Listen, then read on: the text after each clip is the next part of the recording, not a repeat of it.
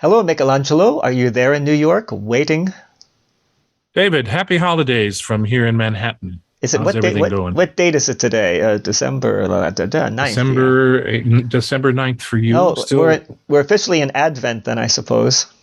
Oh, yeah, absolutely. Is this the second? What week is? I should. If I'm raised Catholic, I forget all these things. Yeah, Is I this the wouldn't know. first or second week of Advent? We're supposed to light candles on a wreath or something. That's vague Yeah, memory.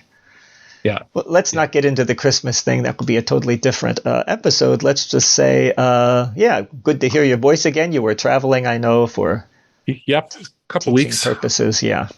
out in the Southwest, enjoying salubrious high desert air and a very pleasant Thanksgiving with friends. Let's say it's good for the lungs if you have Oh, consumption. fantastic. Yeah. Fantastic. Yeah, yeah. Well, today we're going to treat astrologically Vincent van Gogh. Not Van Gogh, people. I believe the Dutch is Van Gogh. So practice Van that. Gogh. Yep. Isn't it? I believe it is. I think it's like the German CH. I believe. I don't know. Yep. No, you're correct. You're correct. Yeah. Okay. And now, interestingly here, our first episode was Karen Carpenter. You knew pretty much about her. I knew practically nothing. Second episode was the boxer Rocky Marciano. I knew pretty much how you knew practically nothing. And this episode, to balance things out, both of us know practically nothing. So I thought that would be an interesting touch, especially since we're astrologers. So anybody out there who knows a lot about him, you can divine whether we're correct or not in the things we say about him. But just so we're on kind of the right page, how about Michelangelo? I think you have Wikipedia up as well. We're just going into Wikipedia. If you could read in that wonderful operatic voice of yours, but you don't have to sing it recitative, unless you want to. It's a little late for me. Okay. Read the first paragraph about Vincent Willem van Gogh, just so Sure. the listeners know a little about him before we get into his chart. Would you do that, Right. please? Sure. Vincent Willem van Gogh was a Dutch post-impressionist painter who posthumously became one of the most famous and influential figures in Western art history. In a decade, he created about 2,100 artworks. Wow. Let's let that number sink in decade. for a minute. In a decade, 2,100 that's artworks. 210 artworks per year. Yeah. That's Yeah. like, what, every day and a half or something? Something like that. Yeah. I'm Yeah. wowed. I am Yeah. flabbergasted by that. Okay, please continue. Yeah. And those artworks include around 860 oil paintings, most of which date from the last 2 years of his life. Okay, so that's Did definitely this guy ever better. sleep and eat? Well, and that bathe? looking I at don't his know. photo, I would say probably not. Oh, okay. These paintings include landscapes, still lifes, portraits, and self-portraits, and are characterized by bold colors and dramatic, impulsive, and expressive brushwork that contributed to the foundations of modern art. Not commercially successful, he struggled with severe depression and poverty, eventually leading to his suicide at age 37. Well, that last part made me depressed. I will say that. Not suicidal yet, but I mean, in other words, a great, great, great genius whose paintings now sell for tens of millions of dollars, but he was totally depressed and poverty-stricken. Gee, we all do maybe in my anchor channel, an hour almost anchor channel, The Path of Socrates. We ought to do that as a theme sometime. What do you have to do as an artist to become wealthy and successful, before you die?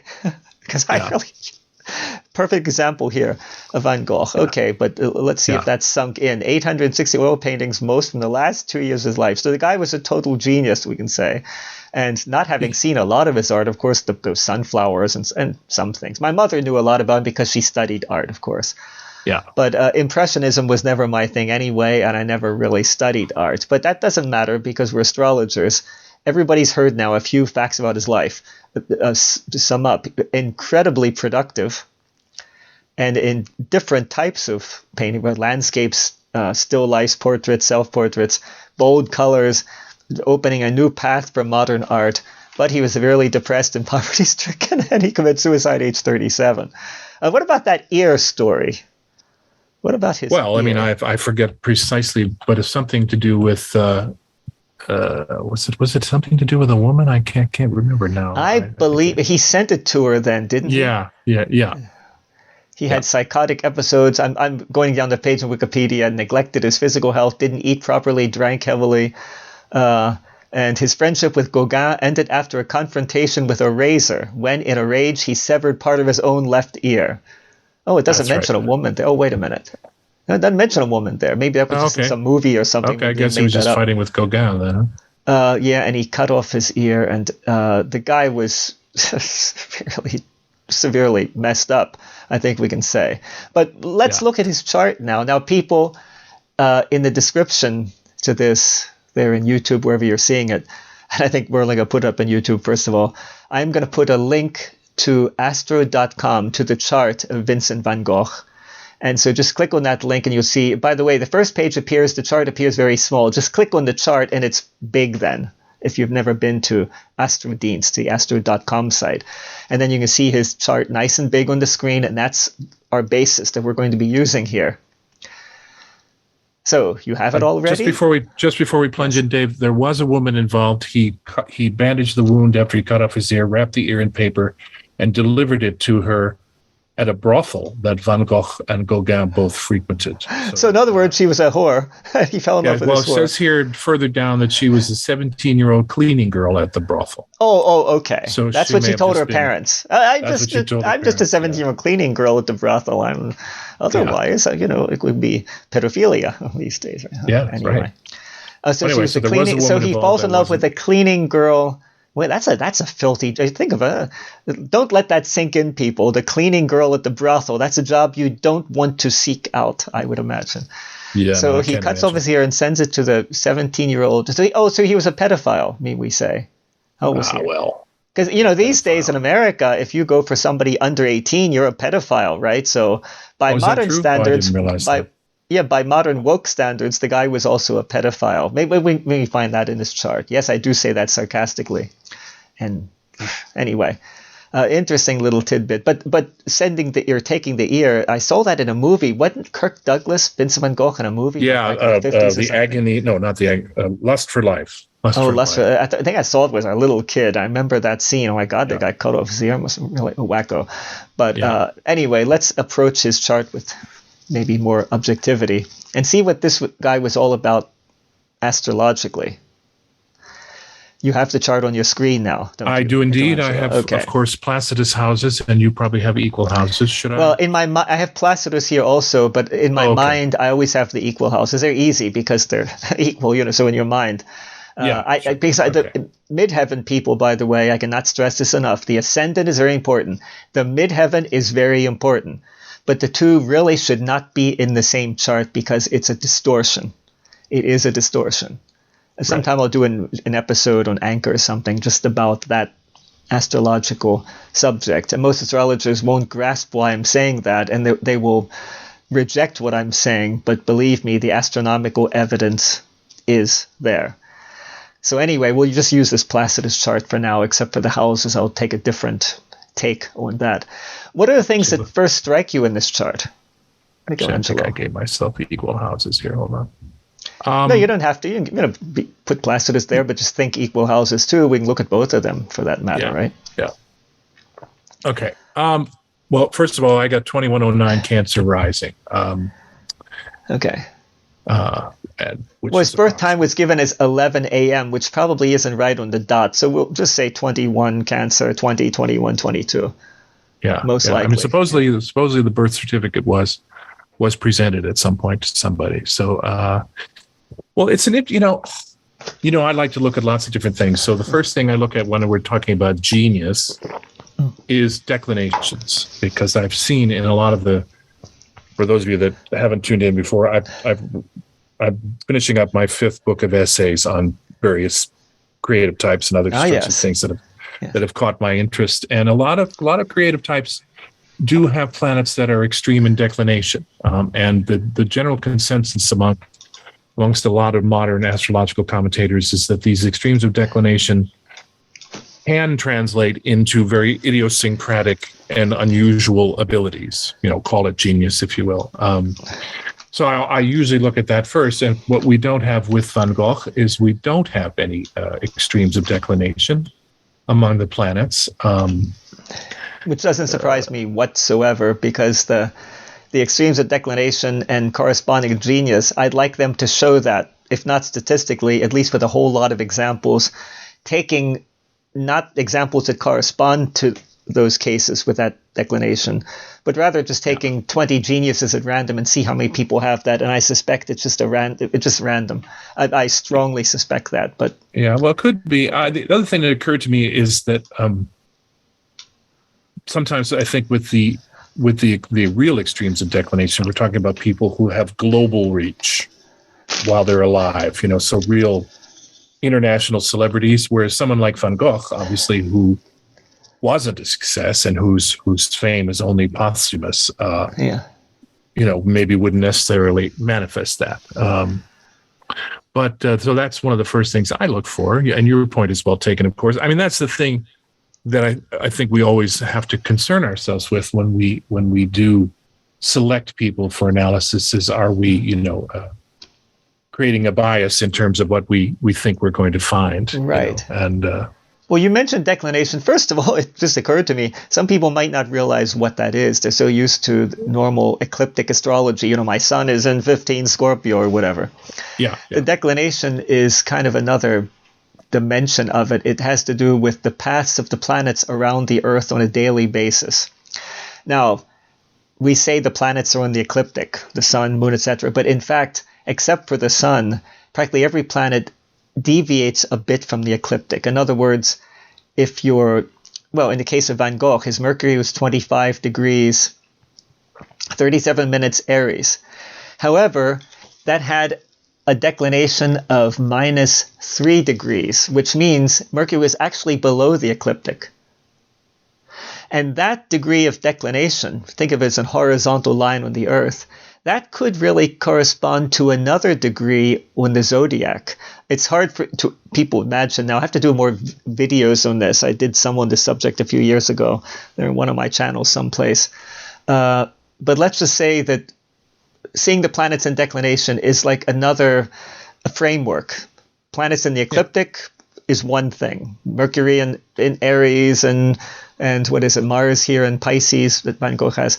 But declination are values plus and minus. It's plus and minus relative to the equator.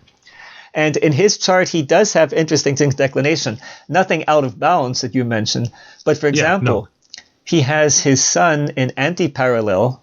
That is, his sun is 3 degrees north declination, and Pluto is 3 degrees south.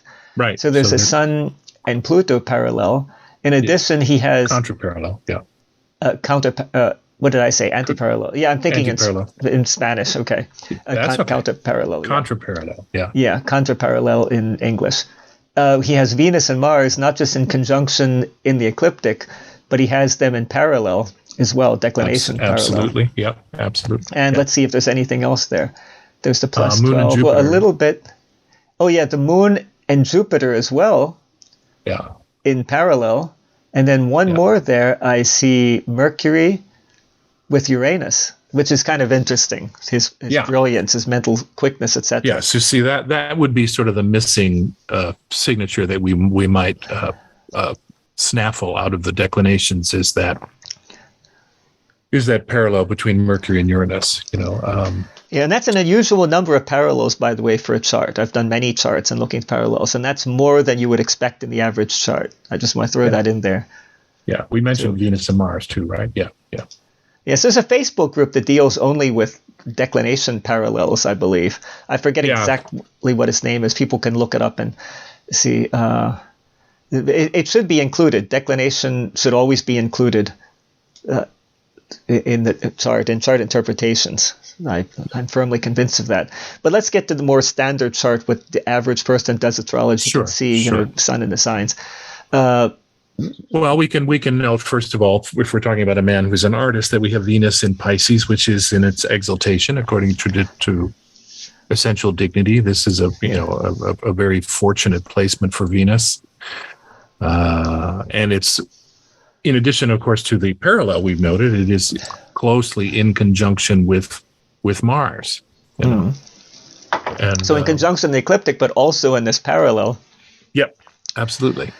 So and then in addition, let's just focus on the Pisces planet. So in addition, we have Neptune in Pisces. So we've got a reasonable amount of water, and of course with Cancer rising, so but then we can look at. Would you like to explain that to the people? Because we have to assume some people might be getting into astrology, but you say, reasonable amount of water. Can you give us your take on that? Well, you've got 3 planets in Pisces, which is a water sign, and then you have Cancer rising, which is also a water sign. And what is a water sign? I mean, of course I know, but just in case some people out there, the 4 Western elements: earth, air, fire, and water. The signs of the zodiac are associated with various elements. So and water particularly means well, water is it usually translates into a certain kind of sensitivity, particularly if we're talking Pisces. Intuitive abilities, perhaps. Feeling. Feeling. Yeah, I mean, if we were to look at it from a Jungian perspective, this would definitely be feeling, right? And I would like to say feeling as opposed to emotion, because emotion is feeling projected outwards. Yeah.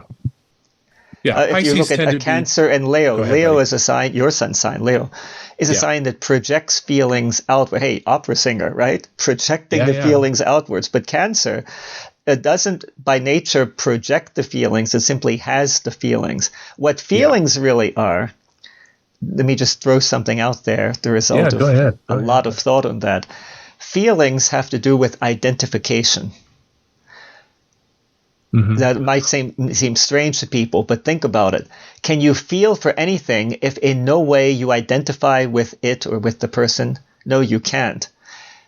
At the root of feeling, we have identification. And this could be an identification even just as far as electromagnetic properties are concerned or whatever. It could be something much deeper than what we recognize as feelings, like love and hate or whatever. But at its root, feeling is identification. Where there's no identification, there's basically no feeling. Yeah. And let people chew on that for a while. But we'll take feeling because people can identify more with that. In other words, feeling, the receptive. I think you mentioned that, the receptive. And of course, for artists, if an artist has no feeling, then what they express is not going to be much feeling. There are people that are very expressive, but there's something wrong with the feelings. It might be a lack of feeling, so it's only outer drama. Yeah. Well, there's a world of difference between having an accomplished technique and actually saying something with it. I mean, you can have both, obviously, but I mean, for example, but yes. Well, I mean, I'd be hard pressed to offer an example, but. Well, think about if somebody who plays an instrument, could be piano, exactly, and maybe they play with a feeling that's incredible. Now they might make technical mistakes. Hey, Arthur Rubinstein, the great pianist, and I remember reading his autobiography when I was a teen or whatever, and he wrote that back around 1900, most pianists made mistakes. They would leave out sometimes 20% of the notes. It was a difficult piece. Oh, that's but still were considered great pianists because they played with such feeling. Yeah. Then when Horowitz arrived on the scene, Rachmaninoff and then Horowitz had played so perfectly, then he himself thought, hey, wow, I better put in all the notes there and I better start practicing 10 hours a day. He never got the level of Horowitz in technique, but his technical perfection wasn't a thing that was so cherished in the past. It was the feeling you were expressing. And let's face it, you can hear one person play something and there's so much feeling, even if it's not perfect, and somebody else, I think of the pianist Alexis Weissenberg. I think he's dead, so he won't care if I say this. He's not going to be listening to this anyway. He plays technically perfect, but so many things just seem so sterile. Yeah. I much prefer somebody who's not technically on that level, but really feels, Yeah. So it's kind of I get that. And of course, the vagaries of live performance often mitigate against perfection. But the intention of the artist is what's really important. Right. Yeah. Well, what else do you see in this chart here? What just strikes you? Okay. Well, let's say that trio of planets in Pisces. That's definitely something. Particularly when it's coupled with the Cancer ascendants. Also, at the topmost part of the chart, in a sense, no. A zodiac-wise, no. But they're around the midheaven, which means in their cycle of the day, going around the Earth, these planets, they were all near their highest point. So in other words, these are pronounced. For you learner of astrology out there, look at the planets that are highest around either the midheaven or what I call the EZ point. That's ecliptic zenith. That's always a point above the ascendant descendant 90 degrees. It's cusp 10 in the system of 30-degree houses, if you want to put it simplistically. But it has a deeper meaning than astronomically. Look around that entire top area of the chart. What strikes me here, he has almost all his planets in the topmost area of the chart. Yeah, that's interesting, isn't it? Because it does, based on when we think about his life, it doesn't strike us as a classic extrovert, right? Although obviously he did get out and about a bit, but I mean, he's not the one with the kind of tormented genius that we sort of associate Van Gogh with. We would think would be a more introverted person. Well, yeah, if he's doing all those thousands of paintings and everything, he must have been alone a whole lot, right? Because yeah. I mean, he does have the moon below the horizon. The Sagittarius moon. With Jupiter, you would think a very well-placed moon, actually. Well, we look at that for a while. We have Moon Jupiter, and that's considered a very nice constellation, and Jupiter in its own sign. They're both in parallel as well, so that conjunction's even stronger than it looks. What could you tell us about Moon and Jupiter in general? Well, we talked about it with respect to Rocky Marciano, and again, this is in my own experience of it. Obviously, I don't have the wealth of experience that some of our peers out there might have, but Moon Jupiter is both of them are associated to a certain extent with the capacity to portray and channel emotion, right? Yes. And in the realm of theater, of course, we would say these are people who maybe have the capacity to project themselves histrionically in a way that captivates audiences. But of course, the moon has a lot to do with our instinctive ways of being. I mean, Moon in Sagittarius. So this suggests, well, maybe even if he was an introvert, he still liked to have a good time. Moon in Sagittarius is definitely an extroverted thing, and with Jupiter, even more so. Yeah, even more so. What's interesting I find about it is their conjunction with the South Node, and I didn't notice that. Yeah, okay. Yeah, I've got it here. Right, there it is. Yeah. Jupiter is within less than a minute of the South Node, and Moon is just a few degrees away. And of course, when we talk about those things, this is beyond the purview of what we want to get into here. But the idea of certain types of abilities being brought forth from another life, or a certain. Well, yeah, in that case, I'm not a big fan of using the nodes, but in this case, just the fact that he was such a genius painter. Normally, if you're so good in some area, there are past life connections. I think we can pretty much assume that. And if this, falls into place with the Moon Jupiter because South Node, well, then maybe there is something to these nodes more than I generally tend to think, at least. Yeah. Again, I don't have obviously a huge realms of experience with that, but I have noticed sometimes that they do seem to relate to abilities that have been brought forward. So with both of them there. Yes. Now, we did glean the fact that he perhaps abused himself in a variety of different ways, and the moon would have a lot to do with possible eating disorders, and Jupiter, of course, with drunkenness and certain types of in the sixth house, but then Moon Jupiter is considered a really good constellation, isn't it? Yeah, no, I know. And trine Mercury, you would think a lot of common sense in health matters. Yeah, you would think, wouldn't you? But what could there be there that might contradict that?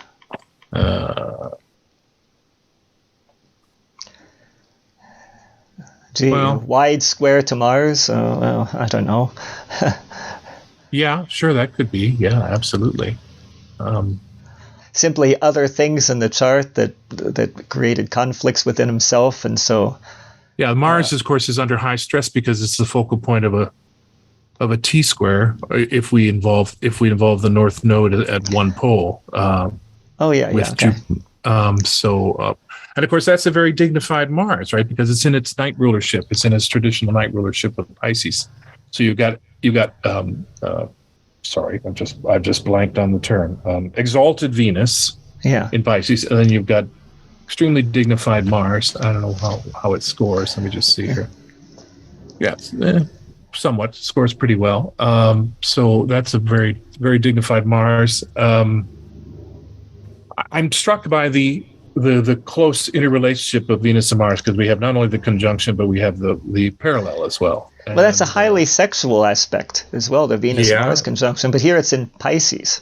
Yeah, I also tend to associate this, and you can disagree with me if you like, with the kind of manual dexterity that it takes to be a great artist, like a pianist, for example. I always look, because Venus is the sensual, melodic, expressive component of pianism, but Mars is the more purely percussive. So the two of them blending together. Here with painting, kind of the same thing. I mean, you have to be able to express whatever it is you're expressing. There's the Venusian component, but the technical aspect is still, taking the brush and putting it on the, yes, of course, creating your brush strokes. So that to me also suggests that same kind of, maybe manual dexterity isn't what I'm looking for. But I've noticed people with Venus-Mars conjunction often have some kind of artistic ability, even if they're not artists, but they have that ability. Yeah, I often see it with pianists. Because there is the contradiction of the piano being guitar too. They're essentially percussive instruments from which we're expected to evoke this seamless legato. And how do we do that? Well, we bring those two extremes together in such a way that. Yes, and I think the same could be said for painting, because it is a mechanical act. Obviously, we're talking about channeling a flow of imagination, but it still has to be brought into life on the canvas by mechanical means. And so that yes, and a simplistic way, if we take Venus-Mars, and I'll do this for people that you go ahead. Beginners. Venus conjunction Mars. Okay, Venus, the aesthetic sense of beauty, the artistic, but then with Mars, that Venus is activated. So an activation of the artistic instincts and activities. The other way around, Mars is, of course, very direct and aggressive, but here it's going to be made softer through the Venus, and maybe turned more inward. Interesting, he didn't, when he had to fight with Gauguin, he didn't cut off Gauguin's ear, he cut off his own ear. Yeah. Well, Mars in Pisces would, I think, lend itself to that. In being in Pisces, something masochistic there, perhaps. Yeah. Well, I think almost certainly. Then falling in love with the cleaning girl at the brothel, that's a sign of a person who maybe doesn't have a lot of common sense. Yeah. Could we say that from his chart? And with that, let's go to his planets in Aries and combine that with his ascendant. So he's got the 9-degree Aries sun. So, that's a good placement for the sun. It's in its own element, right? It's not and quite elevated as well, up there at the top of the chart. Quite elevated. Right? If we're looking at Placidus houses, we have Venus, Mars, and Sun all in the 10th vocation. That's certainly something that would be auspicious, I think, even if it didn't necessarily translate itself into material success. I just wondered. Okay, why didn't it? If we see anything in his chart, let's stick the chart here. Why didn't it translate into material success? Well, let me just look here. Oh, you know what I see here from a Ptolemaic perspective is that the sun is unaspected. It forms a square to Chiron, which I haven't looked into what his home life might have been, but otherwise it's unaspected. So unaspected sun. Do you have any thoughts about that? Well, they say that if a planet's unaspected, that its energies can't combine well with the others, and so often it's just kind of a loner there, and you can't do all that much with it. There you go. That would be my take on it. Now the question: but does he have any other aspects that maybe aren't that obvious because they don't belong to the standard series of aspects? Well, yeah, he does have minor aspects. The one that I see, because I work with it, of course, is a square to Chiron, and that that certainly brings into question what the relationship with the father might have been. Unaspected sun or a sun square Chiron. Then the counter parallel to Pluto we saw before as well. Oh yeah, the counter parallel. So what I'm thinking here is Counterparallel is a little like an opposition. Let's put it that way. I won't explain Absolutely it technically what right. it is. I could, but I'm not going to. It would take too long. But if you think of it, an Aries sun is pretty much spontaneous. Could be aggressive. It's direct, spontaneous. Pluto intensifies. Right. So we have an intensification of the spontaneous, and suddenly we have somebody getting mad and cutting off his ear. I think that's a little too much spontaneity. I would say, right? And that would kind of fit in. Besides, it's probably not good for your health either, and so the square to Chiron kind of fits in as well. Yeah. Yeah. And Chiron in the sixth, of course, would, as I think we did discuss with Karen Carpenter, would translate into sort of perennial health issues of one kind or another. Yeah, but now interesting, that's in the sixth house. Of course, in traditional astrology, the sixth house is physical health, and the mental health, that's in the 12th house. 12th house. But this guy was crazy, let's face it. Okay, say probably a schizophrenic, whatever, but let's just say he was crazy, right? And there's I think there's an exact sextile between Neptune and Chiron. But that would be positive then, right? That if it's a sextile, we expect it to be negative. I guess. I mean, as a medical astrologer, and of course, you're free to disagree with me, but I tend to, when I'm dealing with planets that I would consider to be malefics, I think any and all aspects can be problematic. No, I don't disagree with you. I think there's one thing I want to try to reform in astrology. See, I'm like, in a way, like the Martin Luther of astrology. I hate to say that because the guy was a fanatic, and I think he was half crazy. I don't mean in that sense, but in the sense I really shouldn't have said that even, because in some ways I just despise Martin Luther. In other ways, though, he was a fellow Scorpio, and he wanted to reform. He saw some things were just not being done correctly, the practices of church, selling of indulgences, and he went to fight against that. And there's something of me in that, but with minus the insane part. Seeing the devil in his chamber and stuff like that. I mean, well, we get into his chart. I think the birth time. We want to get into his chart sometime. I'll have a field day with that one. But anyway, in the sense that I'm not a traditional astrologer, not even, I don't adhere to any modern school of astrology. I think for myself, and I think from the basic roots of astronomy. And that's extremely rare these days. It's really rare. No, you're very much a, what's the word? You're an originalist. And so a lot of things I say people aren't going to agree with, but I can back them up in any case. Now with the sixth house, physical health, I think there is something to that. Not that I always disagree with the tradition. I think there's something to it. But here we have a case of somebody with obvious mental illness, and the way I see it, there are two possibilities. Either astrology can't tell you whether somebody is crazy, and a spoiler here, it really can't. Astrology can't tell if somebody's crazy or not. However, if somebody is crazy, we should be able to say something about the type of insanity maybe he had. And I don't mean the classical categories, bipolar, schizophrenic, not necessarily that, but just using astrology to give hints at what direction that mental imbalance might go. Well, again, I can tell you from my own perspective that a lot of medical astrologers would say that a preponderance of mutable planets, because they are mutable, translates often into illnesses of mental distraction. And we've got Van Gogh here with Moon and Jupiter, of course, in Sagittarius, Neptune, Venus and Mars in Pisces.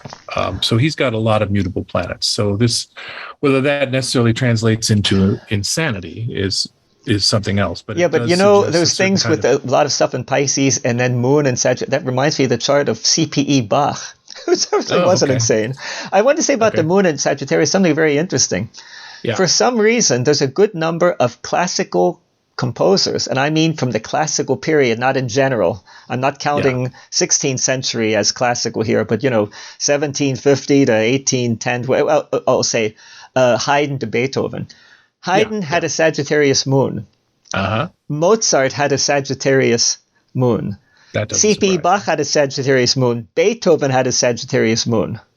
It's kind of interesting there. And when you think about it, all of these composers after the Baroque period, they were going in a direction that was much more spontaneous and personal, fire sign. Right. The personal. Right. I thought that was very fascinating when I discovered that.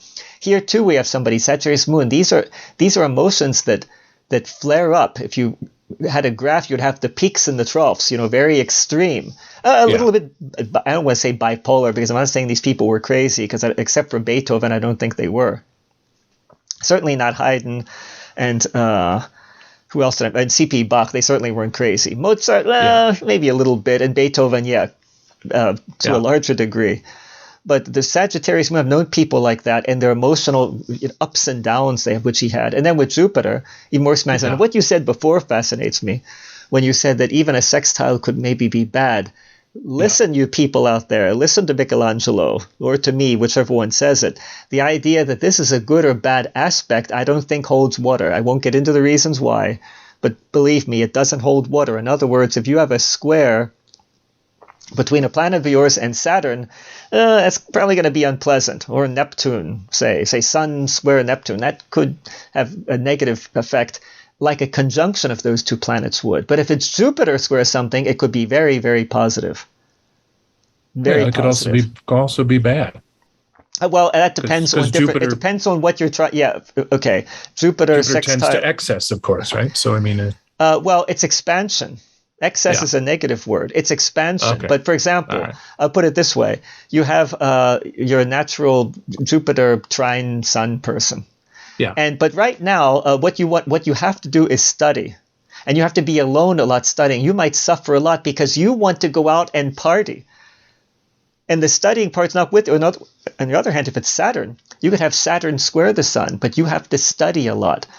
And so Saturn square Sun is helping you because you have that Saturnine more within you. And so that's more natural for you. For example, not going out during the pandemic. It didn't really bother me much because I could be home anyway. I have Saturn conjunction my Sun and in parallel pretty close to my Sun. But if I were a Jupiterian person, I'd be going crazy. Oh, you're kidding? They're out of their minds. Yeah, so it depends on what you need, what you're like, basically.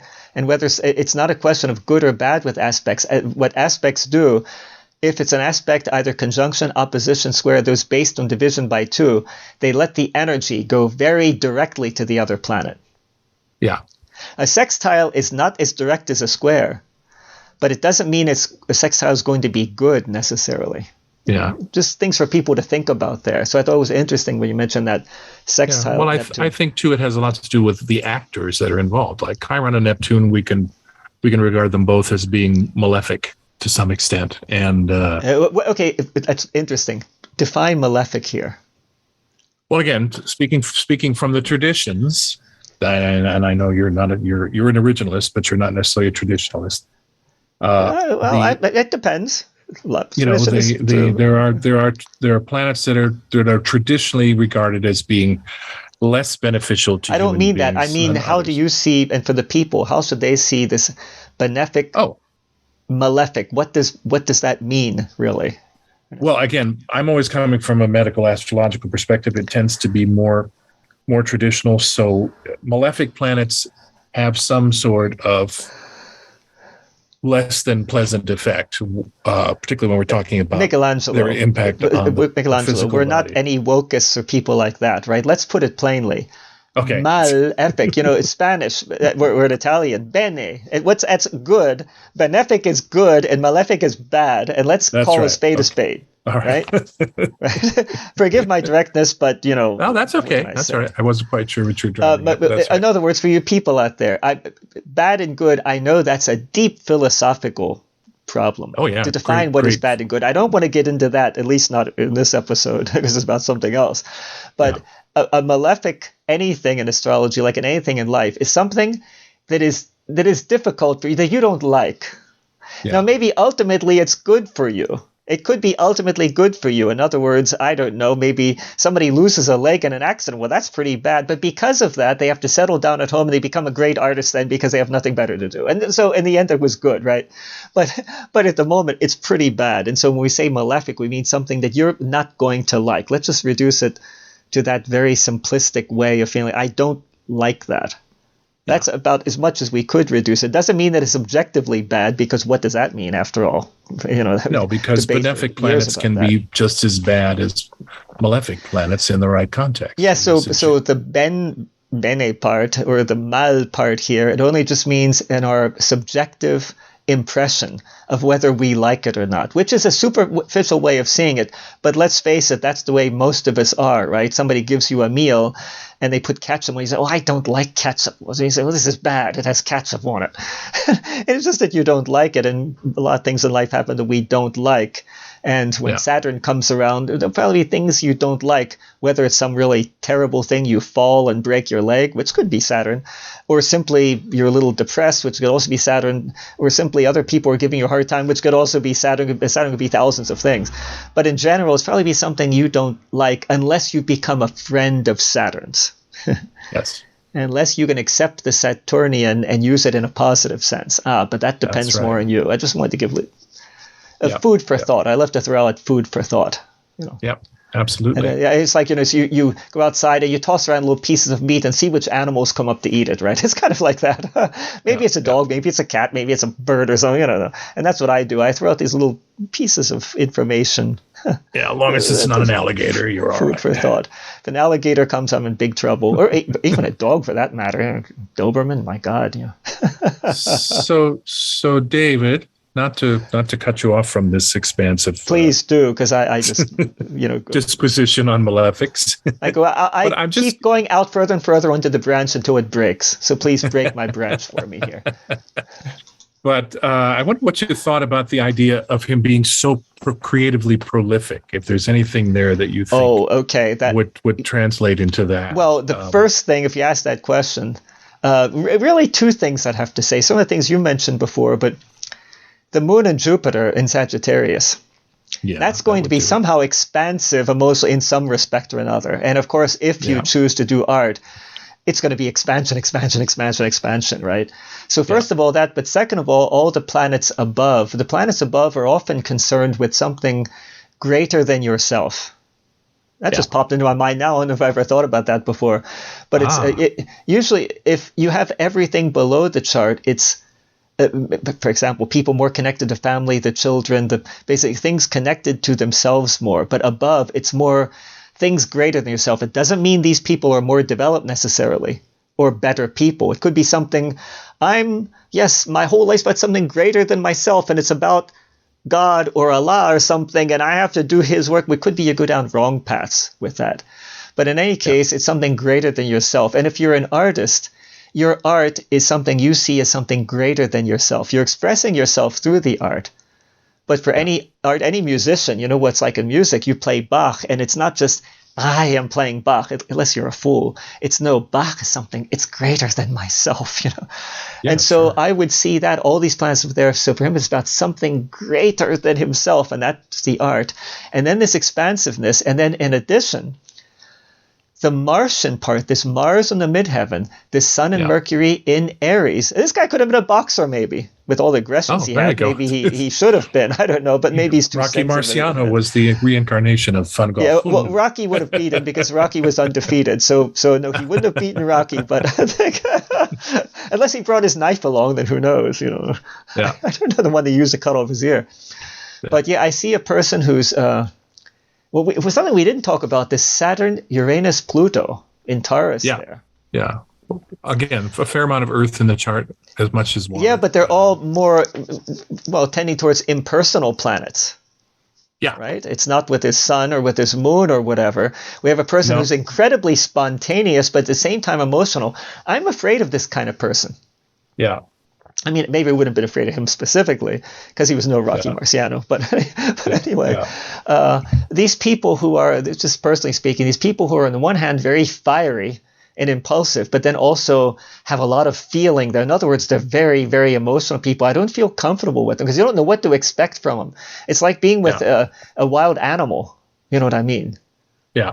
It's like being with a wild animal. You don't know what to expect. It might get aggressive, might attack you at any moment. And, ask Gauguin, right? He pulls out the knife, but then he cuts off his own ear. Well, thank God for that. They didn't murder somebody. Yeah. But I don't feel comfortable with these people, and you have to wonder what's the matter with them. This could be like the seed of insanity in itself, perhaps. Yeah.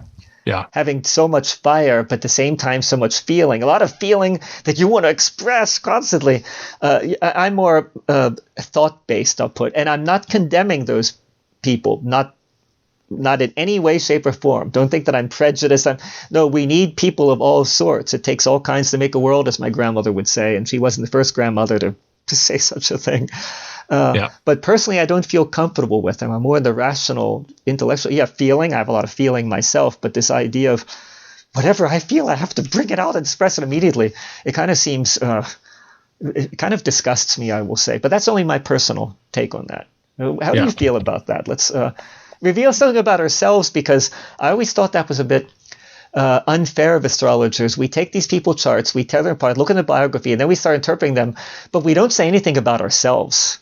The astrologers in their books, they put up Van Gogh and Beethoven, whatever, but they don't put up their own chart and get into their own problems, do they now? And I think that's kind of low.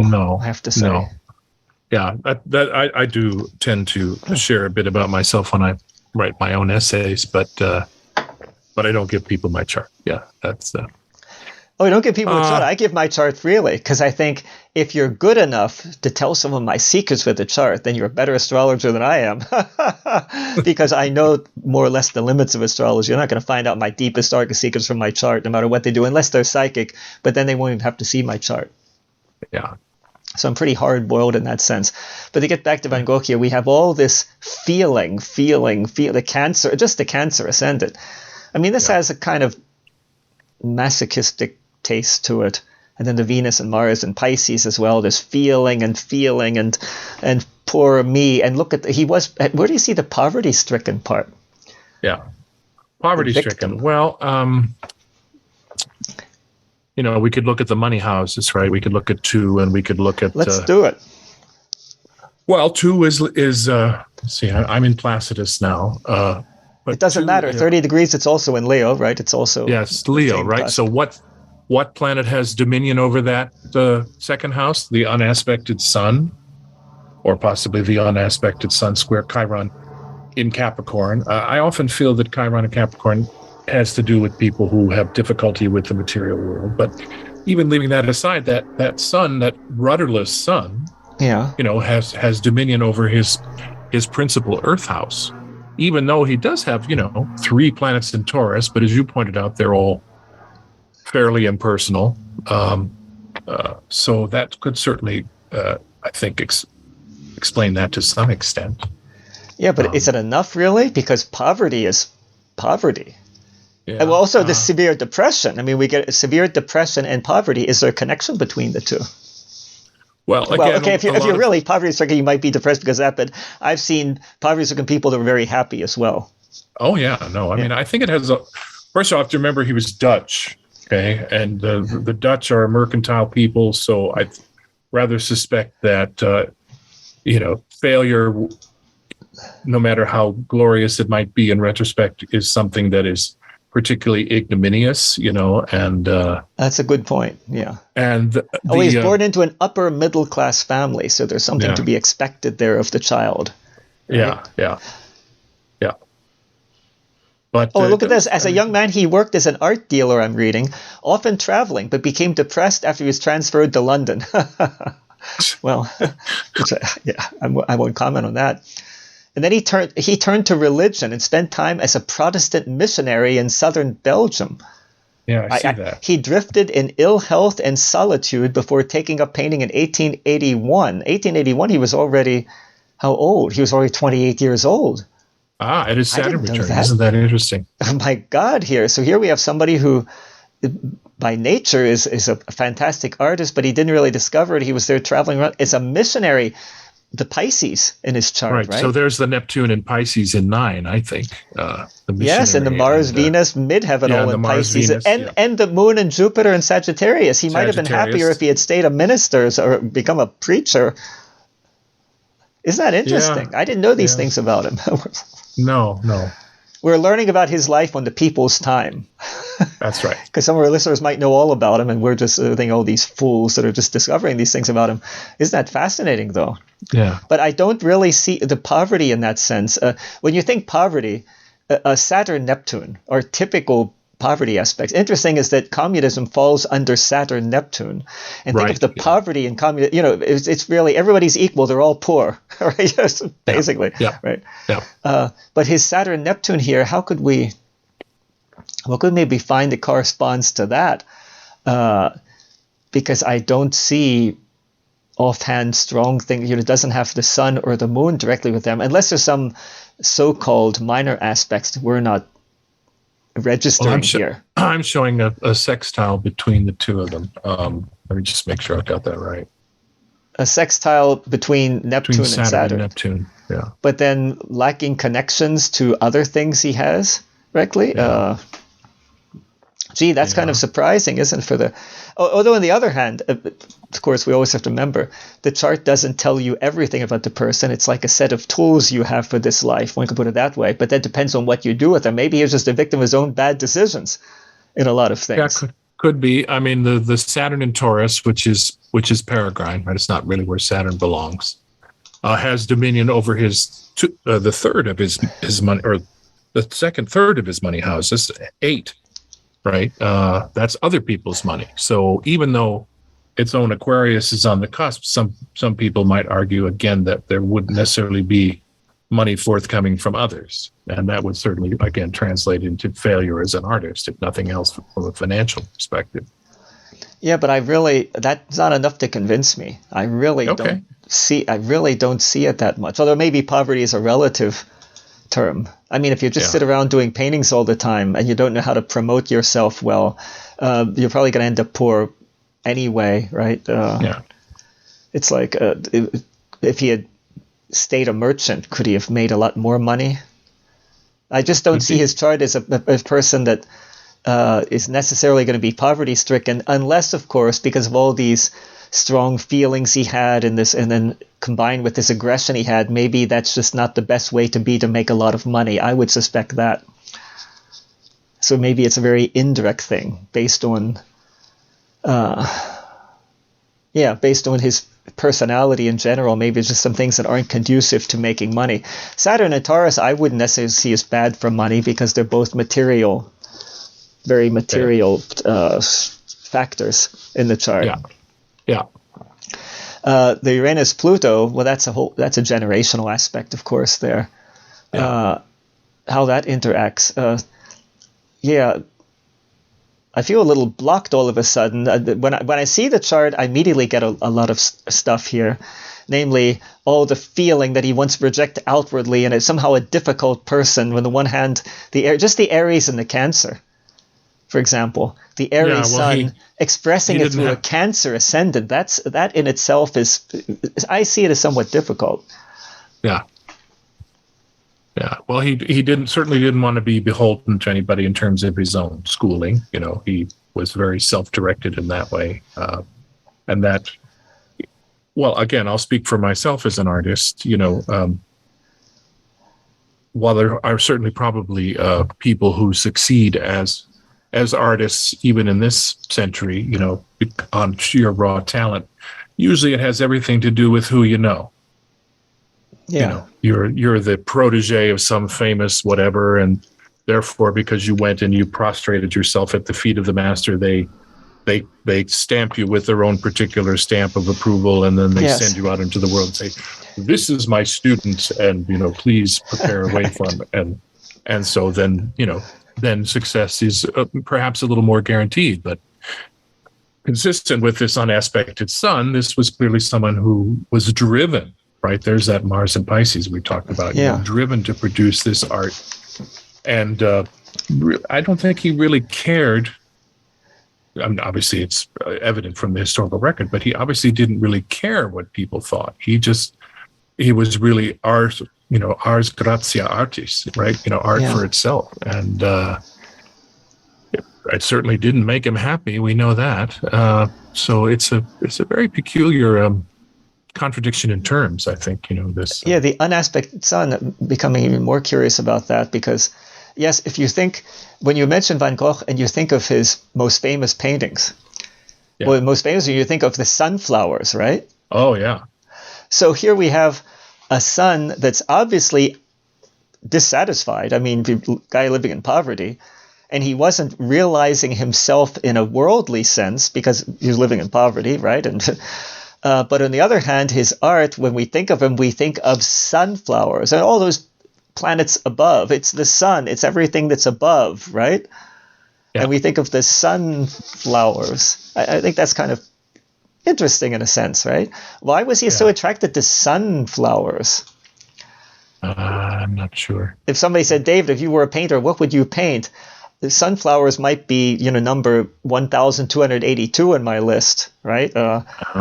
So what is it here? Did that have to do with the unaspected sun? He couldn't fully realize himself as a person in society. So this sun idea expressed itself through his art. I'm speculating here, I know, but it entered my mind. That's an interesting notion that he had to find the sun by other means. Yeah, another wheat field with crows from 1890. Yeah. A wheat field with crows. Can't just be a wheat field, it's with crows. Well, crows hang around wheat fields. Makes sense, of course. What other famous paintings does he have? The potato eaters. Oh, I remember seeing them. My mother had a book with painting. I remember that as a child, seeing the potato eaters, and it struck me. I remembered it because I like potatoes for a simple, stupid reason like that, right? The potato eaters. That's a very dark picture. People sitting around look like they're poor eating potatoes, which I guess what he did. Yeah. Like a lot of art for art types, he really wasn't that interested in. He sort of neglected the body. That reminds me a little bit of Bill Evans and his drug addiction. The idea that it was really I'm reading here that he lived in poverty, ate poorly, and spent any money that we haven't talked about his brother Theo, of course, who was. Tell us about his brother.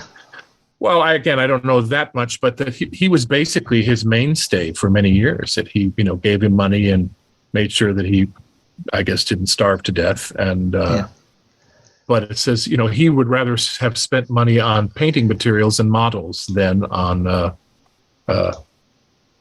on food. It says here, bread, coffee, and tobacco became his staple diet. But it reminds me of that famous quote from Erasmus of Rotterdam, who said, when I have money, I buy books. And then if I have anything left over, then I buy food, right? So I think it's the same idea here, is that he was really utterly fixated on his art, and the body could, go to hell in a handbasket, so to speak. Well, now here you mentioned the brother. Okay, we think of siblings in tradition, of course, as the third house. Yeah. Okay, now according to Placidus, his cusp 3 was in Leo, which means his brother would also be ruled there by the sun, this unaspected. So we wouldn't expect too much help from the brother. But if we use 30-degree houses, his cusp 3 is suddenly 21 degrees Virgo. Yeah. And that's ruled by Mercury. Yeah. Which is in Aries in trine with his Jupiter and Moon in the 6th house. So his brother was giving him the means by which he could survive with the food. Yeah. That's called 1 point for the 30-degree houses. That's right. Using a traditional method that I have my doubts about at times anyway, these rulerships, but nonetheless, I use it for my own purposes as just the same reason that Satan quotes the Bible for his own purposes, you see, the connection there. Well, the anti-traditionalist that uses traditional means just to prove his point. But no, seriously, though, one could see it like that, right? The third house would be Virgo, so his brother giving him... Virgo, it's modest, but giving him modest means of being able to survive, and we have the Mercury. Yeah, well, that's usually, unless an artist gets a patron, that's usually what they get. They get modest. They get enough to keep body and soul together. They don't necessarily get more, unless you're fortunate enough to find some wealthy person who wants to underwrite your work, you don't. Right, yeah. Now, he was at time at mental hospitals, I think, in and out of mental hospitals. But there, mental hospitals, the tradition says, 12th house, there's nothing except the north node, the good node there in the 12th house. So I really don't see it. And the ruler is once again Mercury, which is well placed with Moon Jupiter. So I don't think any astrologers say he's going to spend a lot of time in mental hospitals. But people don't feel discouraged, because that's one of the limits of astrology. You cannot tell if a person's insane by looking at their chart. You really can't tell if they're poor by looking at their chart. You can't tell whether a person's male or female by looking at their chart. You can't tell whether a person's good or bad by looking at their chart. Keep those things in mind. Write them down if necessary. Because astrologers often try to do those things, and you really cannot do that. You have to know something about the person. Keep in mind, maybe first and foremost, the same chart that we're looking at here, Vincent van Gogh, is no doubt the chart of some other creatures. There might be a few flies that were born at that moment, or some kind of alley cat, maybe another person born in the same town at the same minute. And yet they didn't all have the same fate now, did they? So astrology has its limits. Let's never forget that. I but please, think astro twins sometimes have remarkably similar fates. Yes, but that's a different thing. Yes, well, similar fates, that would have to be defined. It could be they get married in the same 3-month period, and they happen to get a certain illness within the same year, for example. There have been studies about that. But that's still not the same thing as having the same life. It's a far cry from that. No. Yeah. But there are often very interesting parallels. Yes, and if this, for example, were a fly, for example, it could be some fly was hatched. This would be a very talented fly, yeah.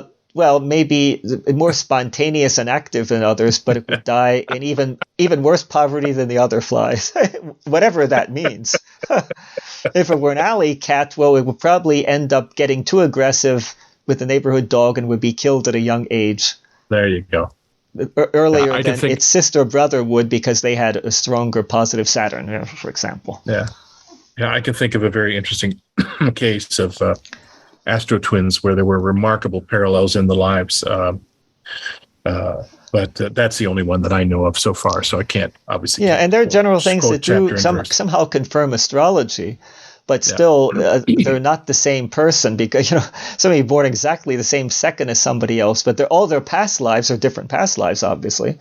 Their socioeconomic status almost certainly, but their parents are different. The way they're educated could be largely different. But what we're looking for in astrology is what astrology can really give us. The problem is that we assume it can give us much more than it really can. So often we think it can give us more than it can. And that's not really problematic, because people think that sociology, if you're a sociologist, you probably think sociology can explain more than it actually can. And the same for psychology, the same for medicine. It's like all the areas. And what experts, the mistake they make, think my area is the most important of all of them. And I think we should have a certain modesty there and think my area is one of many from which we can learn. And so as an astrologer, I'm very humble in that sense. I'm looking for what astrology can actually give us, not what I would like to think it could give us. So maybe that's just a quirk of mine, but as I said, you're an originalist. You're the Kepler for the modern era. Thank you. I like that better than Martin Luther. Believe me, I like that better than Martin Luther. Although Kepler, he had his Kepler was Looney Tunes as well, but yeah, exactly. Let's wait until we think of a parallel to me that isn't crazy. Well, I was just thinking about people that sought to reform astrology. I just admitted that. No, I often describe myself as being boringly sane. All these great geniuses, so crazy. Well, what would be crazy? But I can't even imagine. And I can in a way, but I really can't, because I'm boringly sane. I guess the burden of genius. What? The burden of genius. Remember, we talked about it when we talked about Bill Evans. What makes for genius? And thank God we don't have it. Yeah, but look, there's always Goethe, who is a genius, and he certainly wasn't crazy. So Bach, oh my God, Bach wasn't crazy. He was the greatest genius of all. So there's still hope for our kind, I guess, and for people out there. And what does genius mean anyway? What does it mean? That you're highly gifted, but if you don't do anything with it, you might as well not have it, because then you should be ashamed of yourself, right? Right. Basically. But to get back and kind of terminate with his chart in this very superficial reading that we're doing, but maybe not totally superficial. Well, anything else you'd like to throw in there? I don't know. I think we've gleaned a fair amount from what we can see. I mean, for the listeners, this is one of the paradoxical things I think that you're going to find when you start, you undertake to look at people's charts to glean a sense of who they are through their lives and their biographies. Sometimes you look at a chart and you think, I don't know what the heck to say about this person. And I kind of had that feeling when I looked at this earlier today. But you suggested that we do Van Gogh. Because you said someone from history. So I thought, Van Gogh, why not? Oh, first one popped into your mind, huh? Yeah. Yeah. Well, no, it wasn't the first one, but I thought he would be an interesting subject. And he is an interesting subject. But this is the great, apropos of what you said, David, the thing that makes us humble is that we don't necessarily always know what we're what we're looking at, what the yes. the astral dynamics of a person's horoscope will say to us. There are things that there are hallmarks that we look for, things that suggest to us certain things, but it is also, I think, very much a sense of the electricity of the moment. That what do we call it? That irrational component of the art that many people have talked about in the last century. That it looks like it's this nifty, neato science that you look and say, oh, look, this is an aspect of this, and this angle is this, and this placement is that. That's the way it's presented in books, as if it's so neat and clean that you learn this and you do, oh boy. Yeah. It's not quite. But I think there are imponderables, and that's what makes it one of the great mysteries as well. Is that because especially since we're dealing with human beings, it's not. Astrology is not an exact science. No. Medicine is not an exact science. Oh wow. Oh boy. No. Would that it were. Yeah. But let me ask you now, finally, Michelangelo. Imagine this: somebody comes to you. This guy comes to you and says, I have problems. My mind is... And he shows you his chart, and this is Van Gogh himself, and he says, please, give me some advice. What should I do to put my life into it, to get on the right path? What would you advise this person with this chart? The thing that's not particularly present in the chart now that strikes me is air. There's actually no air in the chart. Oh, that's interesting. Yeah, I didn't. So again, without wanting to devolve into cliche, we could say, okay, this is a person who, well, for want of a better term, isn't really rational, right? Their thinking function, to use the Jungian terminology, is for all intents and purposes non-existent. I mean, the only thing that's in air, if we look at this from a conventional perspective, is the North Node in Gemini.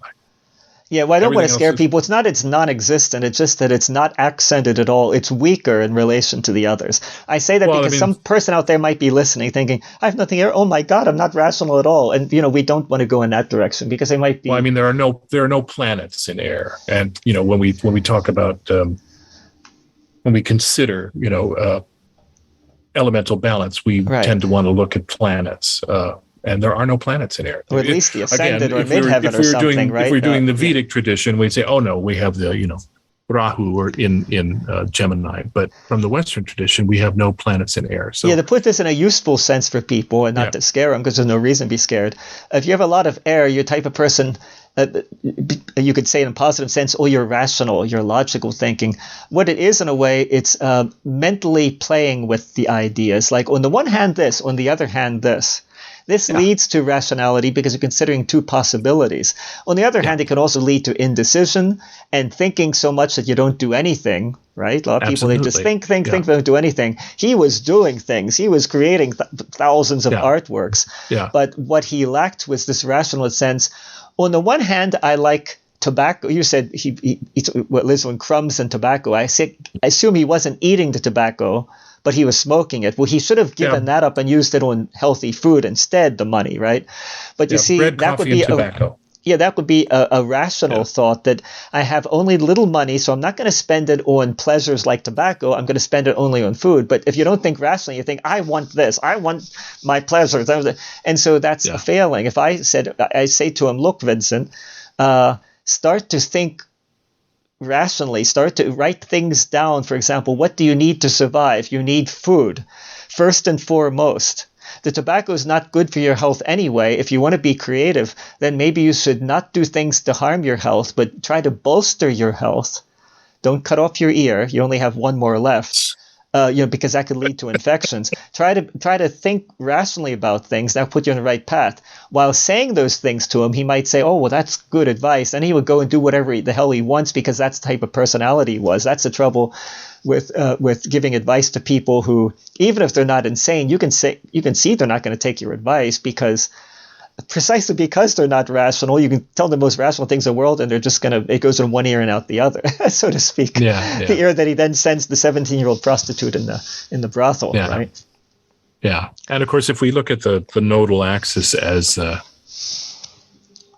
like to put it, as an incarnational imperative, the sense that we're supposed to, over the course of our life, begin to integrate some of the attributes of the North Node, then this was clearly something that he maybe he wasn't so successful at. That's a good point. Let's assume the nodes have some kind of meaning, and then we have the node in Gemini, a very, very rational sign, idea rational, sign. but rational, but of course, Gemini being a dual sign also in the same way as Libra, as you, I think, already intimated, the sense that of being unable to make appropriate decisions, getting caught up in endless ratiocination and lacking, again, a practical connection to the world. I note as well that, the Venus-Mars, which we remarked on earlier, does square that node. So the artistic life would seem to be very much in conflict with that necessary rational approach to existence. No. And let me ask you this. If you didn't know who this was, if you didn't know that he was an artist, what would you have said about what he could be? In other words, some mother comes to you and has this chart and says, "Well, I just have a baby, and what could he be when he grows up?" What would you say from that perspective? Well, I'd say he's got Mars at the midheaven, so he's going to be a famous athlete. It could be a soldier as well. Yeah, or a swimmer. Maybe Mars and Pisces. He's a very, very famous Olympian swimmer. I don't know if he could swim. No, well, I mean, all that Pisces and water rising, again, there's the feeling. I mean, I think we would probably think that,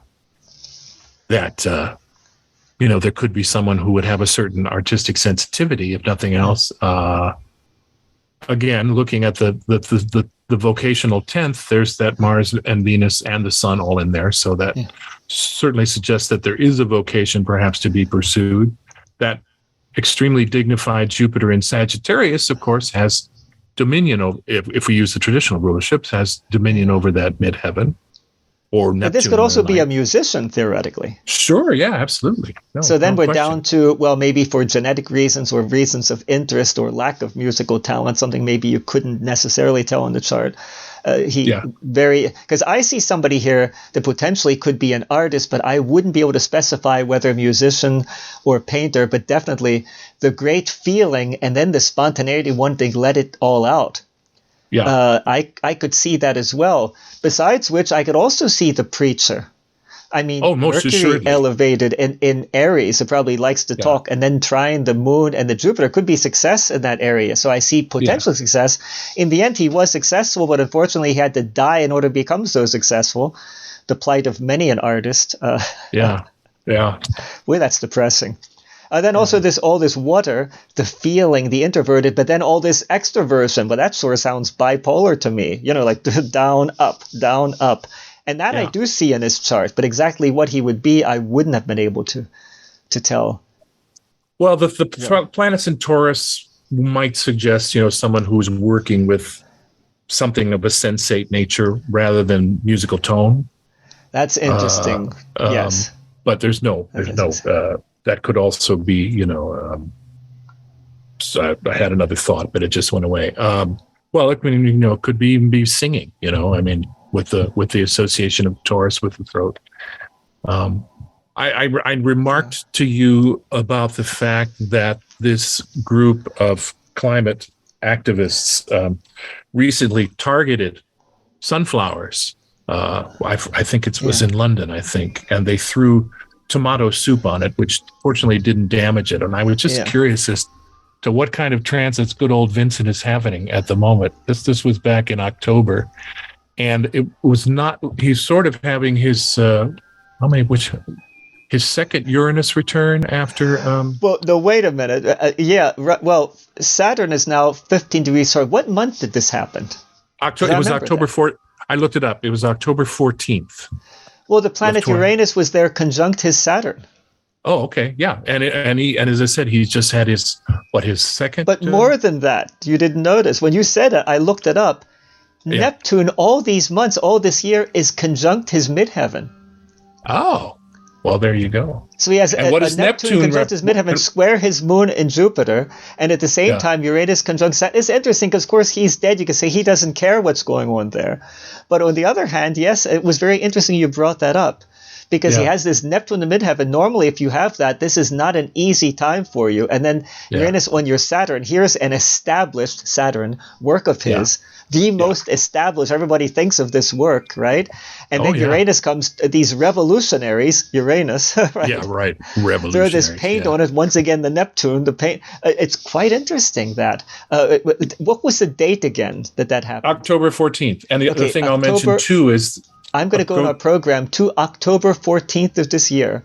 Yeah, I've got the ephemeris here too. I just want to point out that Neptune, this group is called Just Stop Oil, right? They're in their deranged, lunatic little minds. And so for them, that means oil paintings too.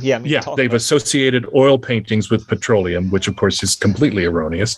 Yeah. But the interesting thing too is that Neptune, it relates to petroleum.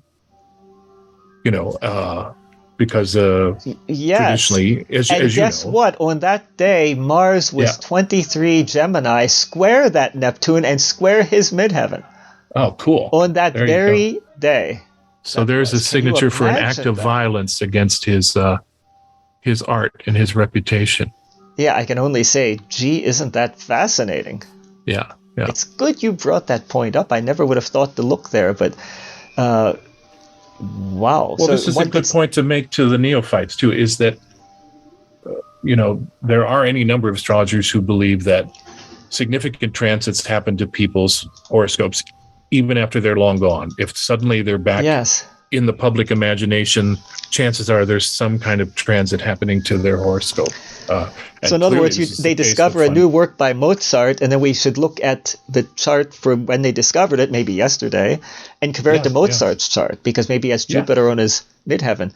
Interesting area. It's something I've gotten into on occasion, but very, very rarely. Only maybe a couple of times, and this may be the third time. Yeah, but clearly with Neptune sitting on Van Gogh's midheaven all this time, the idea that his oil painting would be targeted by a group that thinks that, oil paintings, first of all, have anything to do with petroleum, but also that, that's the only answer to what they perceive to be essentially a non-existent problem. Well, let me ask you this. What should happen? Did those people know there was glass in front of the painting? Yeah, they knew. They damaged they damaged the frame a little bit. Well, let's suppose they damage the painting, and some do that, and there's no glass on it. What do you think their punishment should be? Ooh, no, we'll get into that in a separate episode, maybe of the podcast channel, because that's very interesting. I'm of a what's the word? I have a rather strong ambivalence about visual art in the modern era, because it's one of those things, the value that's placed on these artifacts, these visual artifacts, is so exorbitant, that it kind of boggles the imagination. And I think it has a lot to do with the fact that people can possess them, right? And of course that we've become so visual as a culture. Why don't we talk about that in a podcast episode sometime? Sure. Because that's very interesting. But I think that clearly Van Gogh, his genius has been recognized, and his paintings are revered, and I think that if they had damaged something like that, that would be it's kind of a murder, well, it's a theft from the public, isn't it now? Oh, absolutely. You're stealing something really from millions and billions of people. Yeah.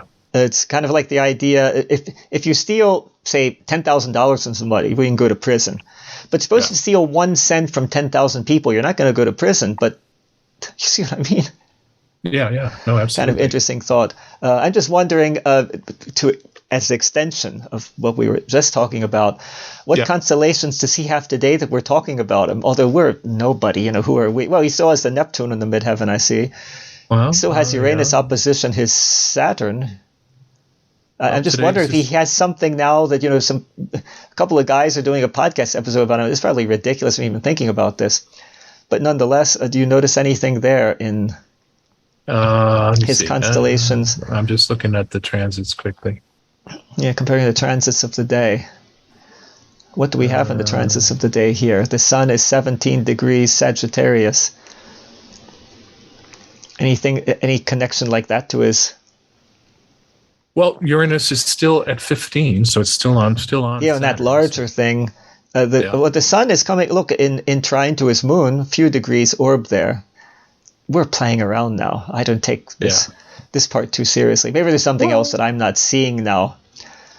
But I don't know. And we're stretching it a bit too thin, perhaps.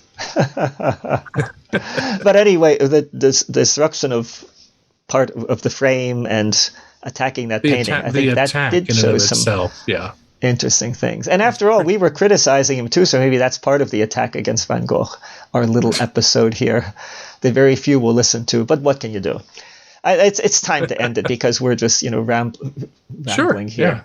Yeah. I think we've touched on some very interesting. Of course, the other thing too is that Neptune has been all along squaring his south node and his moon and his Jupiter. Yes.